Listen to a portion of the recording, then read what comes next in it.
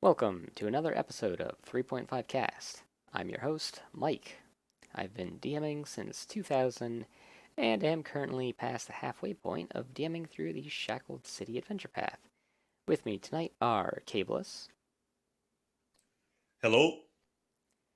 PhantasPen, Hey yo. and Troacctid. That's right, I'm back. Jasmine, also known as Troacctid. And tonight we'll be picking up where we left off on the DMG Prestige class discussion. Last time we went over a bunch more. Tonight we're going to start where we left off, bashing on the Duelist. After the last session, we started going off on the Duelist and practically ended up having another episode right then and there, but we stopped. And I just want to start off by saying that it's really amusing that in the description of the Duelist, they note that sometimes it's known as the swashbuckler, which is amusing because later on they printed the base class swashbuckler, which is basically a more functional version of the Duelist. And by all means, take it away, everybody. Okay, so you said more functional version of the Duelist. This isn't a podcast about the swashbuckler, but since the prestige class is also sometimes called the swashbuckler, I might argue with that. But basically, this class is really bad. It's got like all these abilities that don't really do anything, and that pretty much sums it up. Yeah, the Duelist. It's definitely bad. I think there is a reason where if you go into Complete Warrior and read the Swashbuckler, it says if you're using the Swashbuckler, don't use the Duelist. They definitely have a lot of overlap. Yeah, I feel like you could remove the conditional there. Like, not if you're using the swashbuckler, just, generally don't use the duelist. It's so You basically, know, it's this full base attack bonus prestige class, and it has a bunch of abilities that give like very small bonuses. Most of them function when using like a weapon in one hand with no shield, and they give you like basically the equivalent of extra feats that are along lines of dodge and mobility and stuff. I mean, just saying, use a weapon in one hand with no shield, like, let's take the least effective melee form, i.e., sword and board, and then just remove the single defensive component from it. Sounds like a great plan, doesn't it? What's impressive is you don't really add anything to it. You do basically nothing with the other hand. It's just a condition, so you can have a +1 bonus, a +1d6. It's really nothing for wasting a full arm. Ooh, actually, I think I know what it is meant to represent. You get to turn your profile to the enemy, so you're sideways and you're a smaller target, which is why you add your intelligence bonus to your AC. I think that's what you're getting. I mean, there are later feats such as Einhander, which worked to make this one-handed sword style better. And I mean, if you're a creative fighter and when you are playing a martial character, you have to be. There are plenty of things you can figure out to do with a spare hand. But, guys, I think instead of just going on about how bad this class is, I think it's time we actually showed why it's bad. Let's just do a class feature by class feature breakdown, okay? Sure. But one moment, just before you do that, I agree. But I think that what it's supposed to be representing is actually fencing, and like real life fencing, where you have one hand on your sword and one hand behind you. But it doesn't The really translate problem well to D&D. the, the problem is Yeah, modern fencing is very much a sport rather than a yeah. realistic martial art. I was gonna say that because honestly, fencing is not really combat today. Use fencing okay as a sport, but it's not like, let's say, boxing or Muay Thai, in which you can actually beat someone up with this. If you're using fencing and the other guy is just swinging the sword wildly, you're gonna have a hard time. I mean, I'm pretty sure it's thematically supposed to be based more on like the Errol Flynn style of swashbuckling. Uh, where you're moving all over the place in cinematic ways. It just doesn't execute on it. Anyways, canny defense. When not wearing armor or using a shield, that first one in particular is a big problem. The duelist adds 1 point of their intelligence bonus, if any, per duelist class level to her dexterity modifier to modify armor class while wielding a melee weapon. So basically, you are adding your intelligence to your dexterity for purposes of determining your AC. But in increments. Yes, and in theory, this probably isn't that bad of an idea, but in order to take full advantage of this, you need a way to get a plus 10 bonus to your intelligence. And if you've got an intelligence score that high, why are you not just playing a wizard?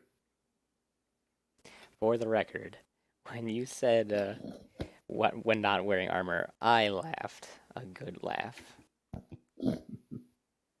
Yeah, so basically, the effect of this class feature is it lowers your AC bonus, right? That's basically what it does. Because without this, you could be wearing light armor, you could be wearing, let's say, studded leather. That's a +3 bonus to AC. Okay, so you take your first level of duelist, you take off your studded leather armor, and congratulations, you've reduced your bonus from +3 all the way down to +1. And not only that, but the fluff actually says, rather than wearing bulky armor, a duelist feels the best way to protect yourself is not to get hit at all. Well, then maybe you should be wearing some goddamn armor. And here's the other thing that bothers me. The art, the character on the very front of this, the person that is supposed to be our iconic duelist, they're wearing leather armor. She's totally wearing leather armor. That's true. Although it doesn't look like it's very particularly protective leather armor, but still. Well, leather armor in D&D is in no way correct to historical leather armor, so I think it's fine. So at level 1, we have the intelligence to AC buff, only 1 point at a time per level. And then at level 2, we have improved reaction +2, which is +2 to the initiative. And that's kind of like getting improved initiative as a bonus feat, except worse. To be fair, it does become +4 at level 8. Yeah, you take 8 levels to pay your 3 feats by getting improved initiative. More reason why the duelist is terrible. I don't think that an AC bonus an initiative bonus in and of itself is all that bad. And it does stack with improved initiative, which most builds like this will take anyways, and we all know that improved initiative is a good feat. It's a really boring feat, though. Okay, a lot of really practical things are boring, but that doesn't make them any less practical. Honestly, that kind of sums up the whole class. Every level, you get a really boring, kind of underwhelming bonus feat. At level 1, it's like dodge-ish. Level 2, it's like half of improved initiative. Level 3, it's mobility. Again, even though we already had that feat. Level 4, lightning reflexes. Level 5, okay, a little damage bonus. I think there's a feat like that in some source book. Level 6 is basically just the jump skill. Level 7 is dodge again-ish, kind of combat reflexes. Combat expertise. But level 7, it's actually an amazing class feature. Elaborate parry. So if a duelist chooses to fight defensively or use the total defense in melee combat, she gains an additional +1 dodge to AC for each level of the duelist she has. So if you take 10 levels of this class, it's plus 14 AC on a full defense. That one actually is admittedly pretty good. Yeah. Not so much the full defense, but fighting defensively. You start at +3, so you're getting plus 13 from fighting defensively. That's kind of nifty, but it's the only good ability in the class.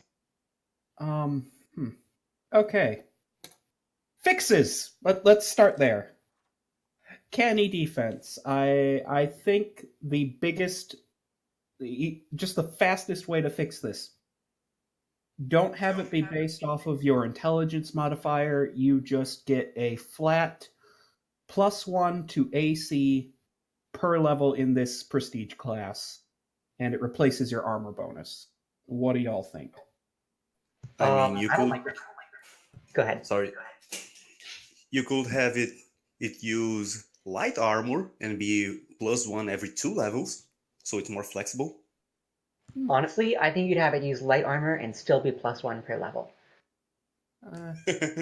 I suppose that could work. What I actually did for my quick fix in the households document that I worked up a while back was I just said, okay, at every level of Duelist after the first, you advance your class features of your base class, just like Legacy Champion or Uncanny Trickster. And there you go. Now it does a thing. Well, that's cool. Looks like what's the name? The feat that merges Rogue and Swashbuckler. Daring Outlaw. Yes, that one. Sounds kind of like that. All right, so improved reaction. I think this one's fine by itself. Its only limit is that there are only 10 levels in this class. Honestly, I think just the class features here are not very much to work with. If I were fixing this, if I were making a Duelist class, I would start over from scratch, scrap the whole thing, or like add some fighter bonus feats or whatever. I agree. I would definitely start over. Just start from scratch, make my own class this time. A lot of the time, I would say most of the time, I work with what's there to make it work better, but not here. Swashbuckler, the base class, has kind of a similar problem, where it just has a bunch of class features that are not good, but because there's like hardly anything to work with, it's really hard to do a quick fix. You kind of have to reboot the whole. I'd have to agree there. Well, with that in mind, Alright. shall we move on to the Dwarven Defender? All right. Oh, God. Kayblis, you've been raring at the bit for this one. Okay. So, the thing is, I really like the Dwarven Defender, but it's mostly because it's a dwarf-only prestige class. I really like dwarves, so anything exclusive to them is really cool for me. But the Dwarven Defender is kind of a hard sell. So it's a dwarf-only prestige class based on the elite defenders of the Dwarf Society. It's like the top of the top. They don't work with other smaller soldiers. They work on specialized troops. They represent the ideals of a race that has to fight too many fronts to defend too many tunnels from too many invaders. They have a heavy focus on defensive combat, can survive well, have a D12 hit dice. And I believe the idea here is they are a physical embodiment of the hold the line, an unmoving fortress that can take on any challenge. But the actual execution is pretty bad. So, what do you guys think about it?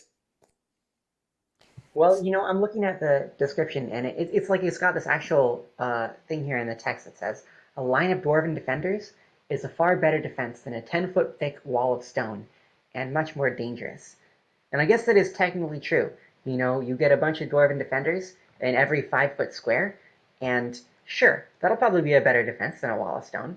The trouble is, as a player character, you used to have exactly one dwarven defender, and probably in a lot of fights, you don't actually have a choke point to defend, and that makes it pretty difficult to make the class work in the way you want. Building off of that, I have always felt the Dwarven Defender is one of those prestige classes that it's really been written for the DM. It's not particularly for the players.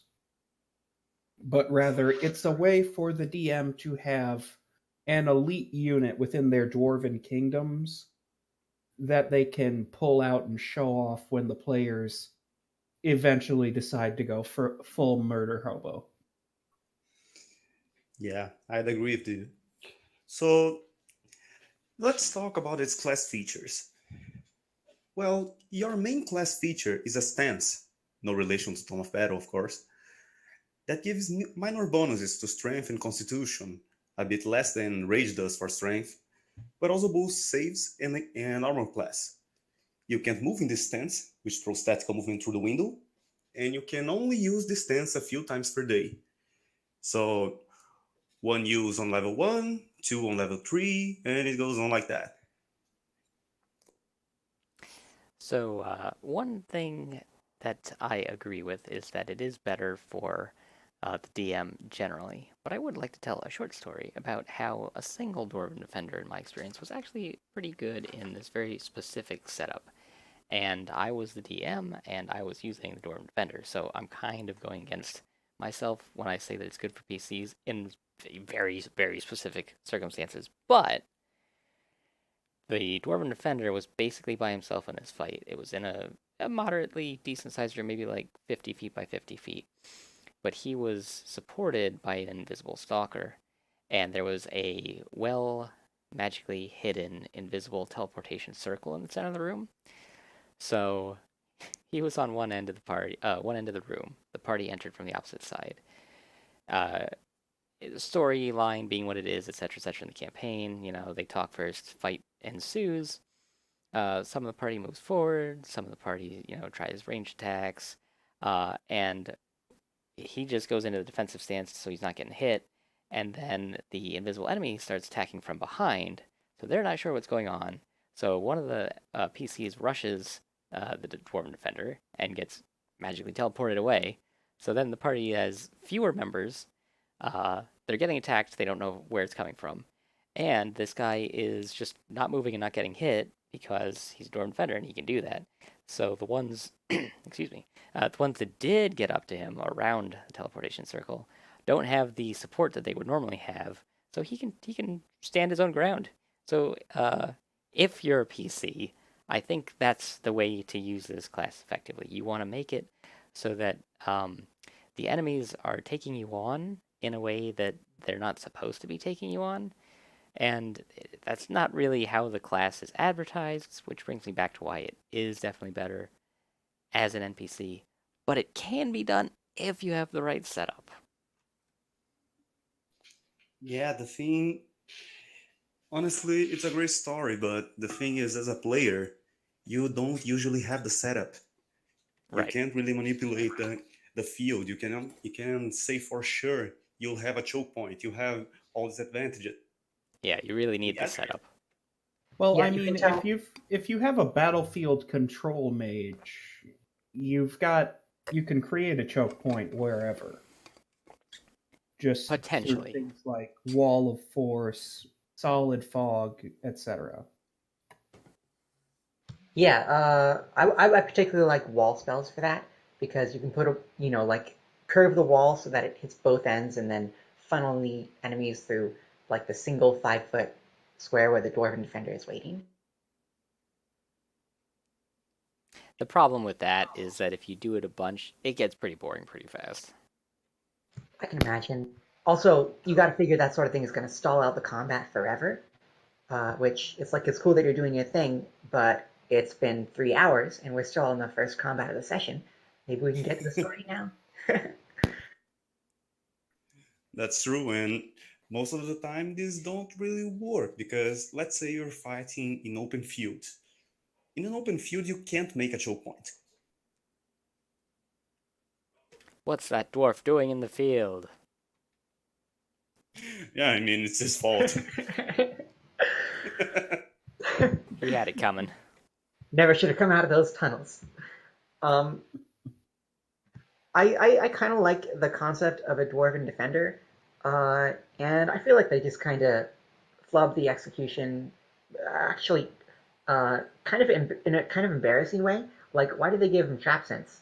Like what even is that about? Is that part of the archetype? Is that part of the fantasy of the dwarven defender where you're, standing stalwart in one place, but also if you accidentally trip or trap, oops, right back, Personally, right I back. think it's because I think it was to give them just more AC, but also because most of the common enemies for dwarves are known for traps. I guess that kind of makes sense.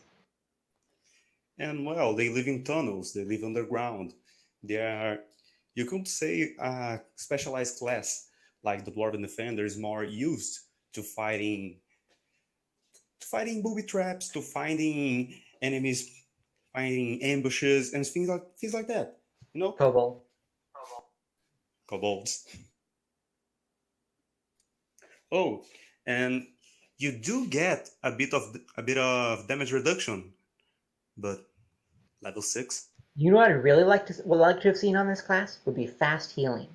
Imagine if you got fast healing while you're in defensive stance, you can just stand there all day, and as long as you keep blocking those attacks, you'll just heal up the damage, and then it's like they didn't even touch you. That would be a nice feature for this class. Yeah, that would be neat. That would be pretty sweet. I think that would actually make it worth taking without any other changes. Like that alone would be like, wow, this is a powerful class for tanking. I mean, I don't know if I'd go that far because there's still the daily limit if it's only in your defensive stance. But still, it feels like it would really help the fantasy. Of course, they did eventually sort of, air quotes, remake this class in Tome of Battle. They made, like the one that like creates the difficult terrain around you by like physically changing the ground, and then you use the stone terrain as a stance. Oh yeah, the Deep Warden. Those two are actually quite compatible as well. It's rather interesting.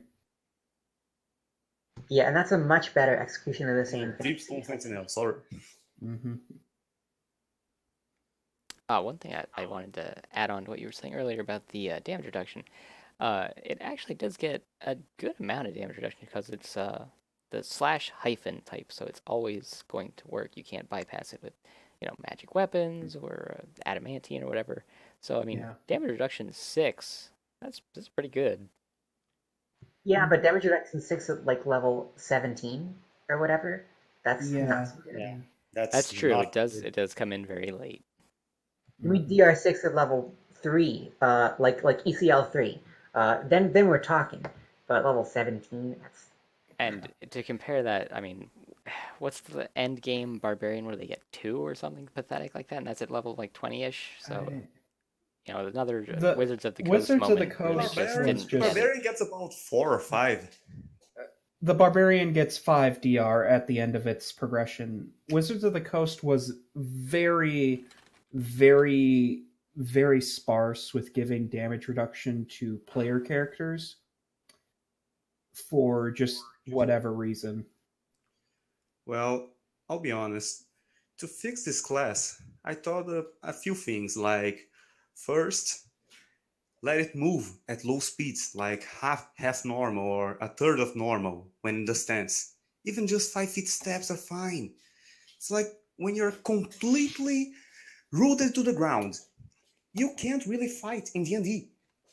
Doesn't work like that. To be fair, Not just at level 8? Yeah, 8 you get mobile defense, and then at that point you can move a 5-foot step. But you feel like it should be a basic competency if you're forming a shield wall of a bunch of dwarves that you can step into the space that somebody else, if somebody else falls, Yes. right? I mean, you gotta fake. Well, yeah, but honestly, you get flanked, you get ignored, you get made fun from afar, people shoot you, people go around, kill your mage. You're really not helping most of the time when you don't move. You know what? I think this class actually makes a lot more sense for Dwergar than for normal dwarves because Dwergar can enlarge themselves up to large size, and then they get to increase their reach. They can use reach weapons and have like a reach of 20 feet, and then they can actually make pretty good use of the defensive stance. Because who needs to move when you can hit the whole battlefield from where you're already standing? Yeah, That is true. That makes sense.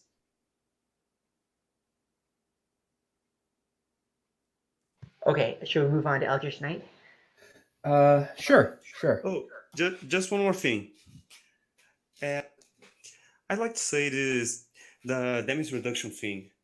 Maybe if you really wanted to make an actual dwarven defender, someone that can stand up and stay in defending a position for a long, long time, he should have a little more. I believe maybe let's say you get DR2 at level 1. You get +2 every 2 levels. You end the class with 10 DR. It's amazing. Holy, I mean 10 DR, but you invested 10 levels into Dwarven Defender. Sure, I guess. I mean, uh, DR is way more effective at low levels when enemies are doing less damage. DR10 at level 5 is really something. DR10 at level 17 is maybe not quite as much of this. Yeah, maybe. For It's usually DR so to be worth it, it generally needs to be roughly equal to your level or higher. Moving on to the Eldritch Knight now, I believe. Let's do it. Okay. Yep. The Eldritch Knight is quite possibly the first true example of what is widely called the Gish archetype on the online communities. It blends magic and martial skill together, creating an arcane warrior who is greater than the sum of its parts. It grants you a full BAB progression and 9/10 spellcasting level. At first level, instead of increasing your caster stats, it will give you a fighter bonus feat. And really, that is about as positive as I can get about this class. Despite having a fighter base, the class only has a d6 hit die. It has a poor will save, even though it's ostensibly a magic-using class. I honestly don't like it. I've never used it, and I have no plans to. It has no class features, and despite having the 9/10 spellcasting progression, it does not natively do anything on its own to blend your sword and your sorcery together. You will often feel, okay, right now I'm a mage, but I've also got a few fighter skills to back this up. It suffers from the same problem that most of these prestige classes in the DMG have. It was an early execution of a concept, and the creators were, for whatever reason, afraid to really push the envelope. So I actually don't think it was the first Gish Prestige class, because it wasn't in the original 3.0 Dungeon Master's Guide. It was added to the 3.5 one, if I'm remembering correctly. So then we actually had a couple that came before it, like in Tome and Blood, for example. We had both the Blade Singer and the Spell Sword. In particular, I think the Spell Sword is a really good example of the fantasy that Eldritch Knight is trying to be, and it's actually a lot better, even though it's still not that great. So I feel like they kind of like downgraded. Maybe they're just trying to be the simplest possible execution for their core rulebook, but I don't know. It does seem like they went for simplicity, but I find it strange that you need to be able to cast 3rd level arcane spells, and you must be proficient with all martial weapons. That means at least 5 levels of wizard and 1 level of fighter. Yes. Well, to be honest, you're basically just trading like 2 levels for bigger base bonus attack, bigger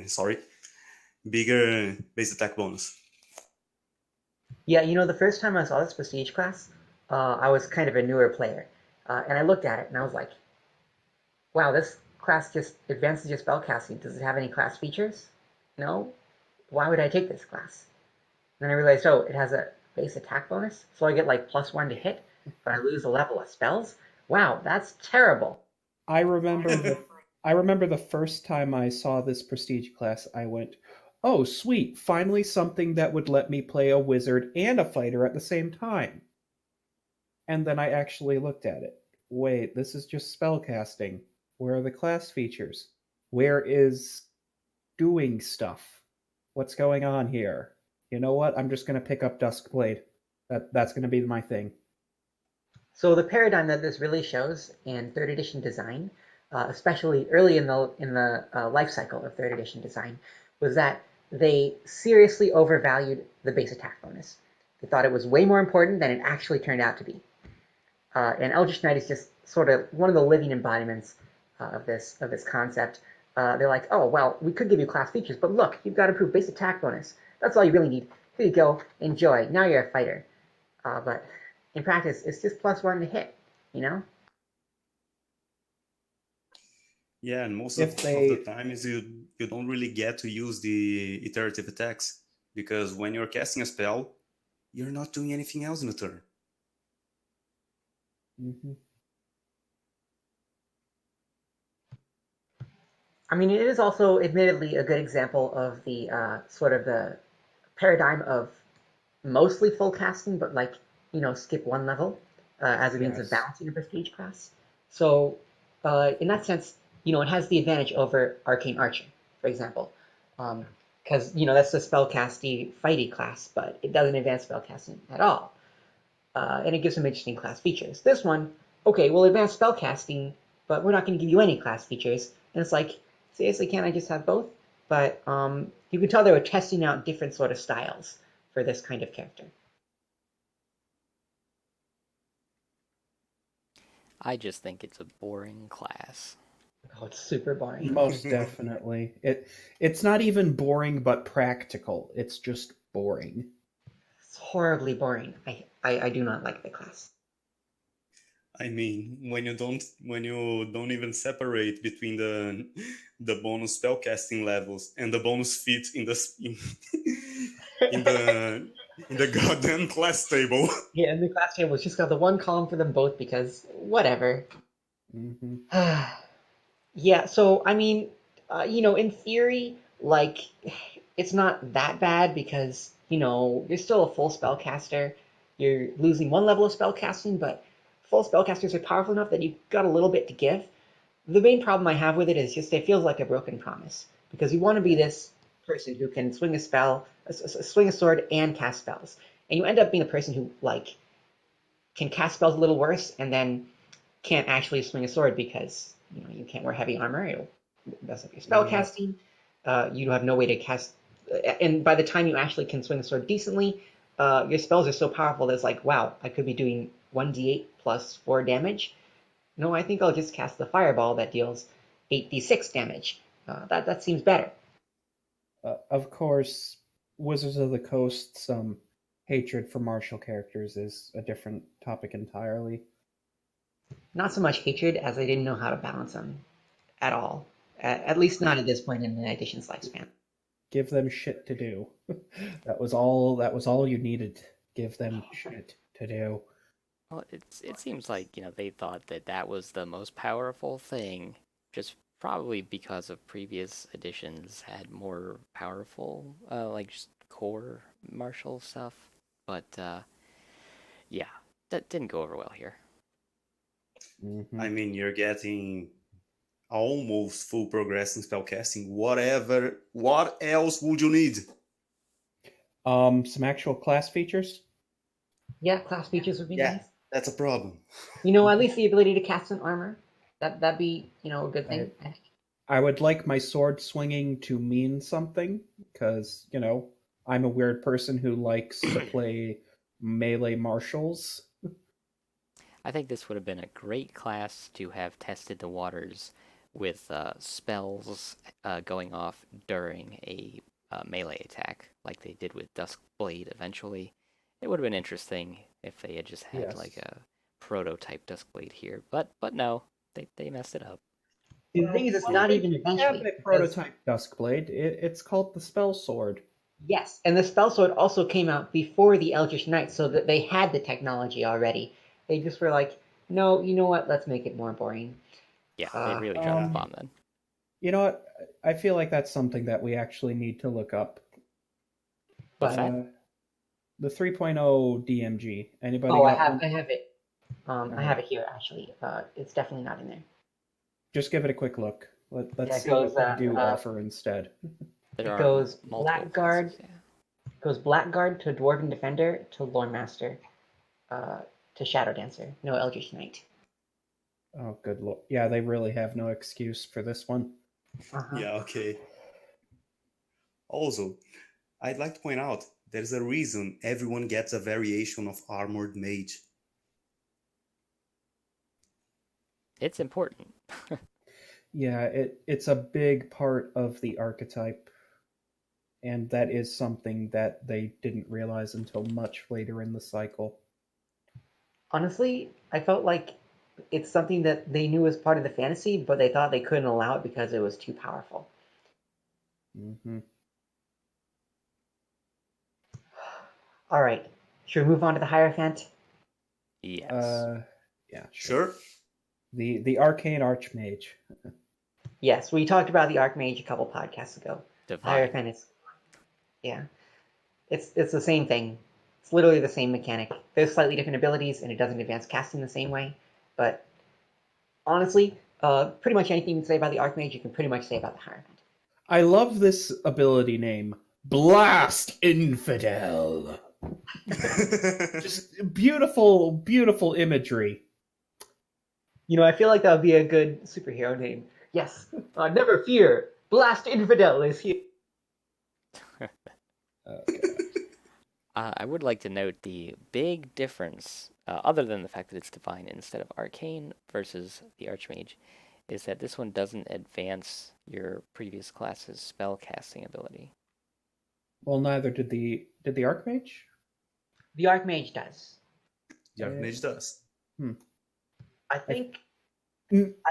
I'm not sure, but I think the reason. Yes, for this the Archmage was, did. Okay. Yeah, I think the reason for this was because I wasn't in second edition. Like there was a lower level cap for divine casters. Like they couldn't advance their casting as far as arcane casters, and so Hierophant is like after you've hit your casting cap, you can take this. And so it's like replicating that second edition experience. I feel like I've heard that at some point, but I'm not sure. I think it might be because the Hierophant doesn't take away your spell slots, it seems. Oh yeah, I guess. But sorry. Go ahead. It does not take away your spell slots, so you get to keep. Yeah, but you get less spell slots because you have less caster levels. Yes, which is why they're not taking them away from you with the abilities, apparently. That's kind of the point I was getting at. To be fair, I do actually like some of these special abilities, like what is it, the one that lets you give your class features to party members. So like you're a druid, and then you can just give your wild shape to everybody else. That's pretty neat, especially if you're high enough level that you're like, oh, I've already got 19th level spells. I could get it at 9th level spells. I could get additional spell slot, or I give all my party members the ability to wild shape, or is it one of the party members? I don't know. It's power of nature that you're referring to. It's Yes. available only to Hierophants with druid levels, but yeah, that's pretty neat. You can give them one or all of your wild shape uses, which is actually pretty interesting. Mm-hmm. It still consumes yours. Yes, but That's cool. Mm-hmm. Another ability that's worth mentioning, not because it's useful, but because it's really stupid to take, is Spell Power, which increases the effective caster level by 1. And since you don't gain a caster level in the class natively, you're basically taking a level in Hierophant to not get anything. You're basically just For like, free. why didn't you just take It another gives you level in nothing. Cleric? You get nothing that you would have got from taking your base class. Yep. Yeah, that's kind of baffling. I gotta admit, that's true.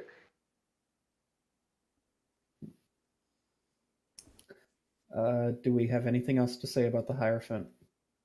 No, I'm tapped out. It's basically I believe very not. similar to the Yeah, we're good. We can move on Oh, to it can get a free metamagic feat. free It is can a get strong free word. metamagics. You have to take a level of Hierophant. Yes, that is true.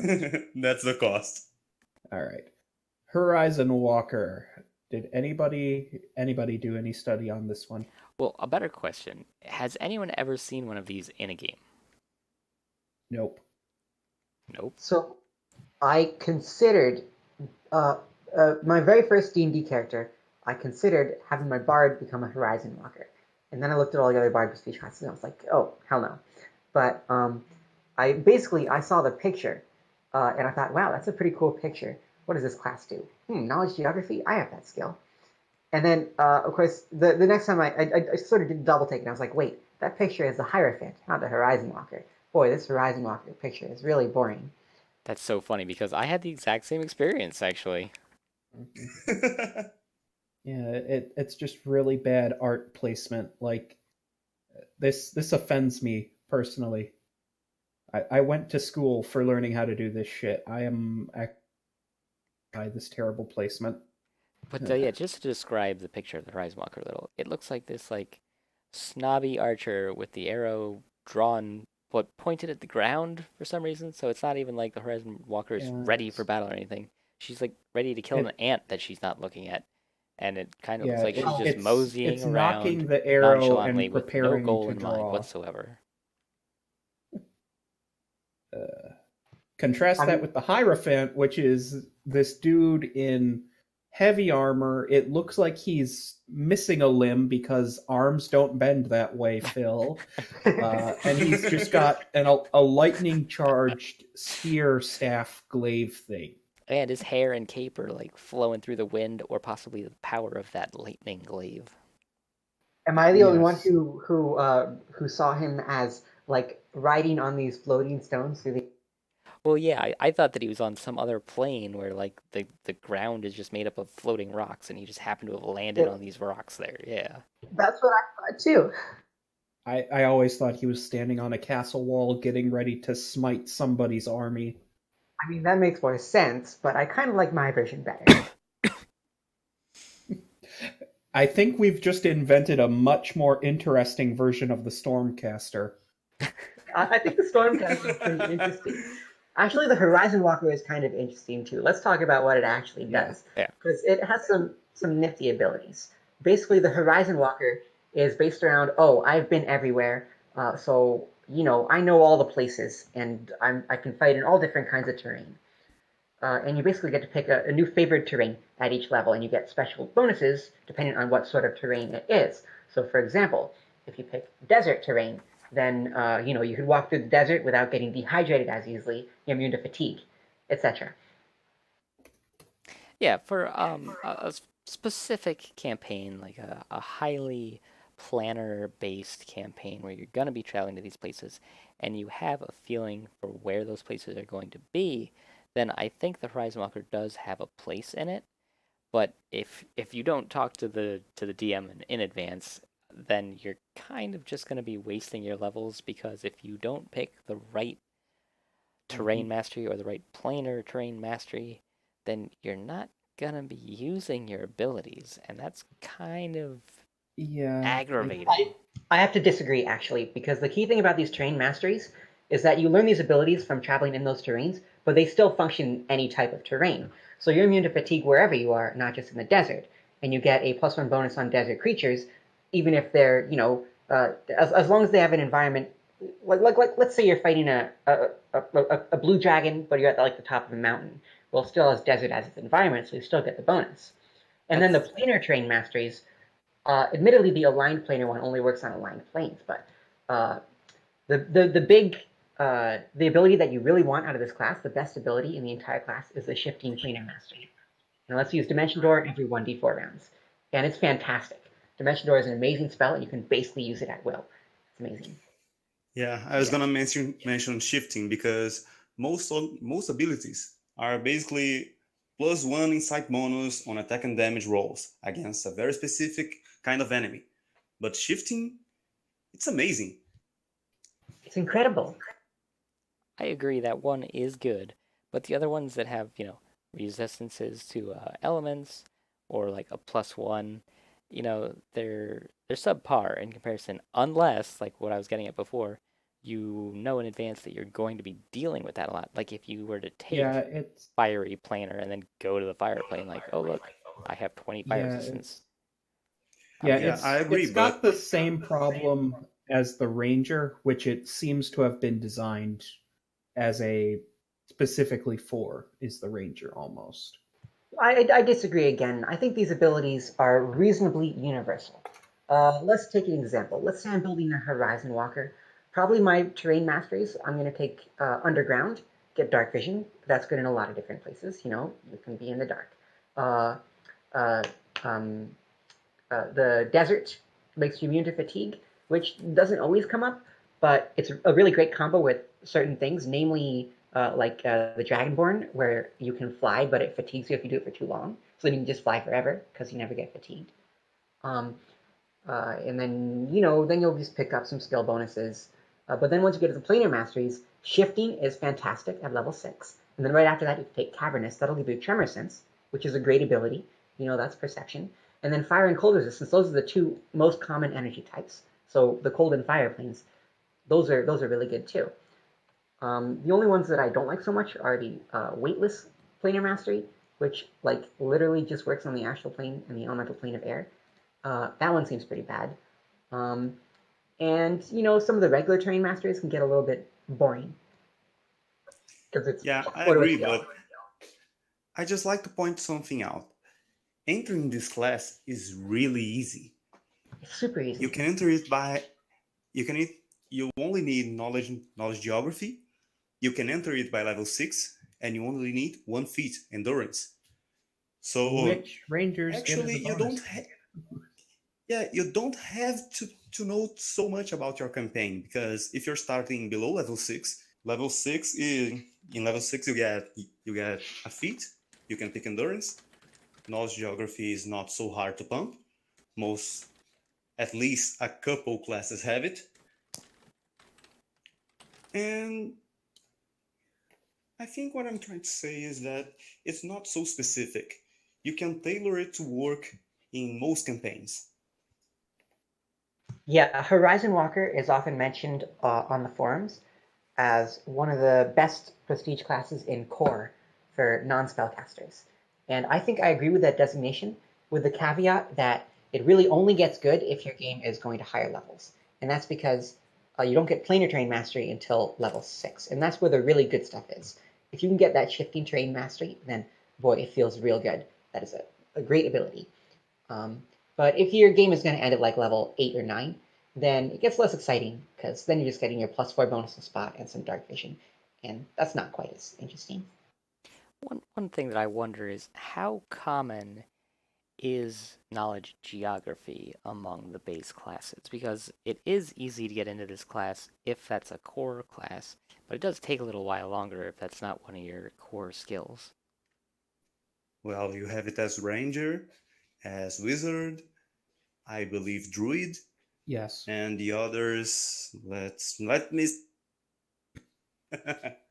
All right, knowledge geography. Okay. Bard, ranger, wizard. Not druid.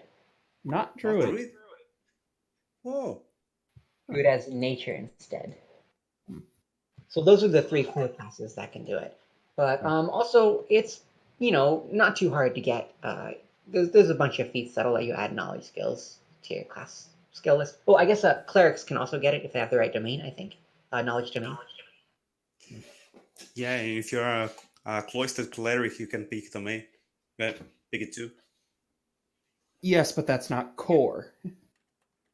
Yeah. Well, the knowledge domain is a core domain, so. Yes, but I was referring specifically to the cloistered cleric. What I'm trying to say is that you have a couple options.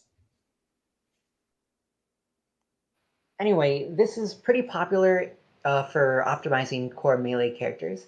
Personally, I actually prefer the Dragon Disciple for that, because I like the strength bonuses and like the wings. And you get some decent payouts a little sooner. Plus you get just a little bit of spellcasting to mix it in.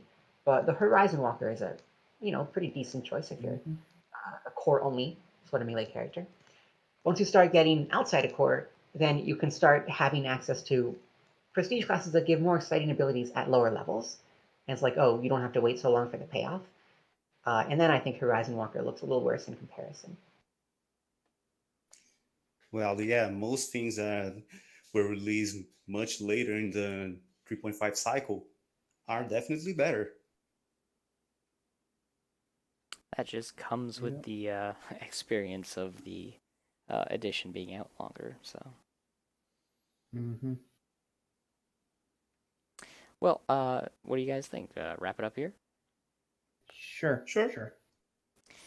All right, and that is it for now. I'm sure we'll continue the DMG Prestige classes later.